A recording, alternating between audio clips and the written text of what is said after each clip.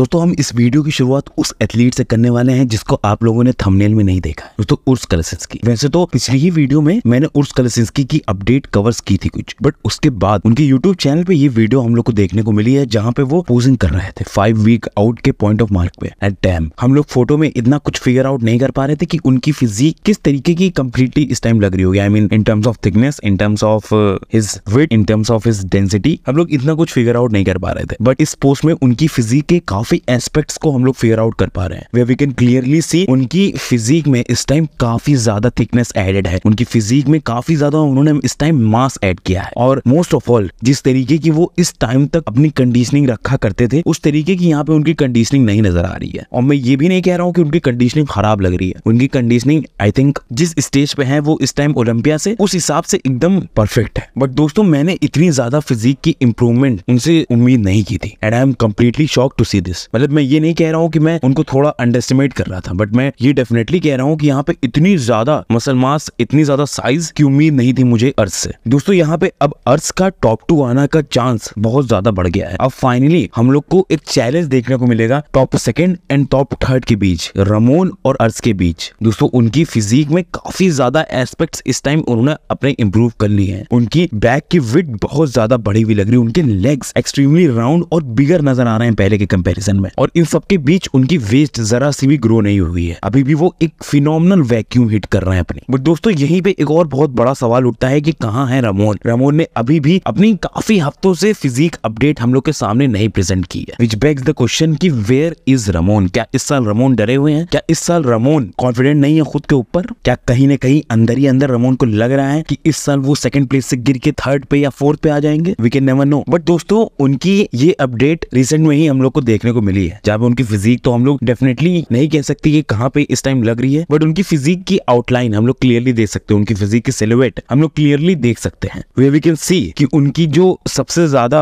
Improvement जिस area में required थी, उनकी लैट्स, वहां पे हम लोग को डेफिनेटली और ज्यादा मास ऐड होता हुआ नजर आ रहा है। उनकी लैग डेफिनेटली इस फ्रंट डबल बाइसेप में इतनी बड़ी कभी नहीं लगी थी। दोस्तों उन्होंने इंस्टाग्राम पे अपनी ये स्टोरी भी डाली थी जहाँ पे डेफिनेटली उनके शोल्डर्स में, उनके आर्म्स में उन लोग स्ट्रेचेस देख सकते हैं। ऑफ कोर्स उनके आर्म्स उनकी बॉडी का बेस्ट पार्ट। उनके फोरआर्म तो ऐसे हैं जैसे काफी बॉडी बिल्डर्स के हैं ही नहीं इस टाइम। ऐसे forearm proportion I don't think किसी ओपन बॉडी बिल्डर के भी हैं। बट दोस्तों मुझसे डेफिनेटली रहा नहीं जा रहा है इस टाइम रमोन की फिजिक देखने के लिए। मैं बहुत ज्यादा देखना चाहता हूँ कि इस टाइम रमोन की फिजिक किस तरीके की लग रही होगी। क्या रमोन इस टाइम अर्श से आगे होंगे या कहीं ना कहीं अर्श एक एज मार रहा है? बिकॉज मोस्ट डेफिनेटली उनकी अपडेट, आई मीन अर्श की अपडेट यहाँ पे जो उन्होंने पोस्ट की है वो कंप्लीटली माइंड ब्लोइंग है। ऐसे में उनको एक एज देना इन माई पर्सनल माइंड, उनको एक एज देना इन माई ओपिनियन बहुत ईजी नजर आ रहा है। But we can't downplay the greatness of Ramon Dino. Ramon Dino की भी फिजिक के ही दम पे वो यहाँ तक पहुंचे हैं। अर्श की फिजिक में, अर्श की पूरी ओवरऑल जो बॉडी है उसमें काफी ज्यादा एस्पेक्ट्स है जिसकी वजह से वो इतने ऊपर तक पहुंचे। I mean his posing, his presentation and his physique also, his conditioning, his proportions, his structure. But Ramon तो प्योरली अपनी बॉडी के दम पे आए हैं। और हम सब लोग जानते हैं उनकी पोजिंग उस लेवल की नहीं है जैसी अर्श की है। हम सब जानते हैं उनके प्रोपोर्शंस ऐसे नहीं है जैसे अर्श के हैं। बट रमोन के पास कुछ है तो एक छोटी सी वेस्ट और कमाल के प्रोपोर्शंस। तो आप लोग को क्या लगता है इन दोनों बॉडी बिल्डर्स में कौन ज्यादा ऊपर प्लेस होने वाला है इस साल के ओलंपिया में? मैं बहुत ज्यादा एक्साइटेड हूँ इन दोनों बॉडी बिल्डर्स की लड़ाई देखने के लिए। और मैं इस साल डेफिनेटली चाहता हूँ कि जब शुरू में कॉल आउट कराया जाए तो इन दोनों बॉडी बिल्डर्स के साथ साथ अर्श को भी वहां ऐड किया जाए। आई मीन सीबम, रमोन और अर्श को एक ही साथ में बैटल आउट करते हुए देखना चाहता हूँ। आप लोग चाहते हैं कि नहीं दोस्तों? आप लोग कमेंट से बताइए। दोस्तों अपनी क्लासिक कैटेगरी की तरफ ही रहते हुए हम लोग एक और एथलीट के बारे में बात करते हैं, मैट ग्रेको, जो कि जीते थे इस साल का टेम्पा प्रो। और ही केम आउट ऑफ नोवेयर। काफी लोग उनके बारे में नहीं जानते थे इस शो से पहले, बट उन्होंने जब ये शो जीता काफी लोग के रेडार में आ गए हैं वो। और इस साल डेफिनेटली अपनी इंप्रूवमेंट से काफी ज्यादा शॉक कर रहे हैं। और बहुत ज्यादा लोग इस साल उनको ओलंपिया में, उनके पहले ओलंपिया में, उनके ओलंपिया डेब्यू में काफी ज्यादा ऊपर रख रहे हैं। रिसेंट में ही हम लोग को ये साइड चेस्ट देखने को मिला है उनकी तरफ से, जहां पे काफी ज्यादा हार्ड और एक एस्थेटिक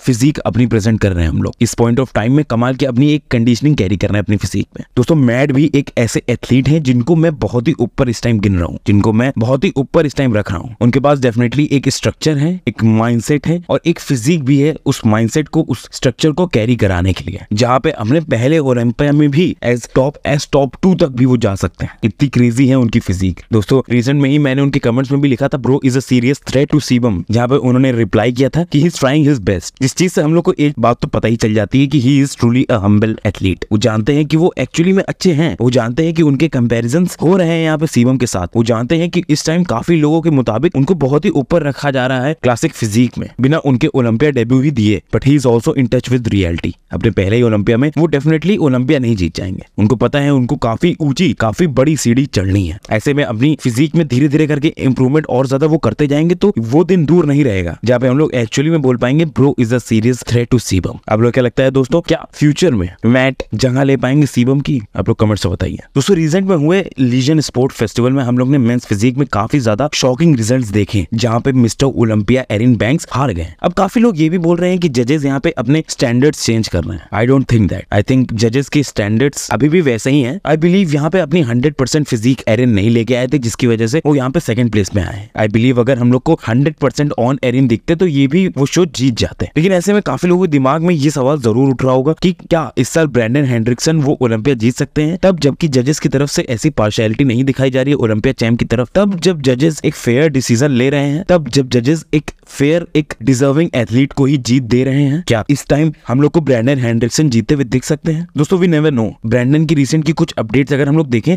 तो उनकी फिजिक फिनोमिनल नजर आ रही है। बड़े शोल्डर्स, वाइड बैक के साथ एक ब्यूटीफुली क्रिस्प मिड सेक्शन अपनी अपडेट्स में वो प्रेजेंट कर रहे हैं। और जेनेटिकली ब्रैंडन की एक कमाल की मसल बेलीज भी है। ऐसे में ये बोल पाना कि इस साल का ओलंपिया सिर्फ एरिन ही जीतेंगे और ब्रैंडन को कोई चांस नहीं है या कोई और भी एथलीट का कोई चांस नहीं है, आई थिंक ये गलत होगा। We can definitely count on Brandon and I am really excited to see his final form. I am really excited to see his final physique on stage. आप लोग हैं कि नहीं? आप लोग कमेंट से बताइएगा। दोस्तों यहाँ पे हमारी वीडियो की लास्ट अपडेट आती है मेंस फिजिक के 4 टाइम चैंपियन जेरेमी मुंडिया की तरफ से। वैसे तो जेरेमी को भी हम लोग ने अपनी लास्ट वीडियो में कवर कर लिया था, बट दोस्तों जेरेमी ने अपनी ये अपडेट डाली है where he is showcasing his leg improvements. उनके लेग इस अपडेट में कंप्लीटली क्रेजी नजर आ रहे हैं। एंड इसी पोस्ट में हम लोग को काफी ज्यादा पोलराइजिंग टाइप के कमेंट दिखे, जहाँ पे एक तरफ हम लोग को ये कमेंट देखा कि Erin Banks will soon announce his retirement after seeing this post. वहीं दूसरी साइड हम लोग को ये भी कमेंट दिखा कि it would be a huge accomplishment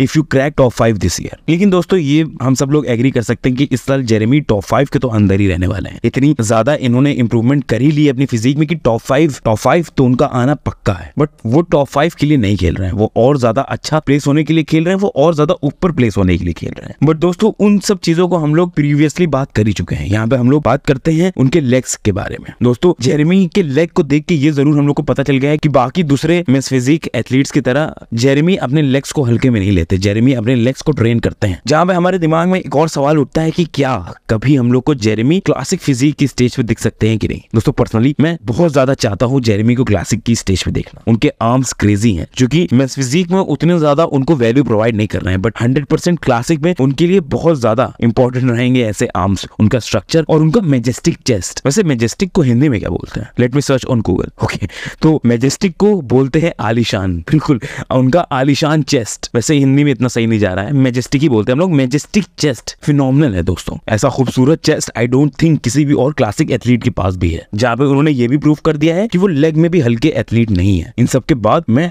बहुत ही ज्यादा चाहता हूँ उनको एक बार क्लासिक फिजिक की स्टेज पे देखना। आप लोग दोस्तों चाहते हैं कि नहीं? आप लोग डेफिनेटली कमेंट से बताइएगा। इसी के साथ दोस्तों आज की वीडियो को हम लोग खत्म करते हैं। अगर आप लोग को वीडियो अच्छी लगी हो तो लाइक कर दीजिए, सब्सक्राइब कर दीजिए, काफजिला हिंदी को बेल आइकन दबा दीजिए। चलिए आपसे अगली वीडियो में मिलते हैं, तब तक के लिए बाय।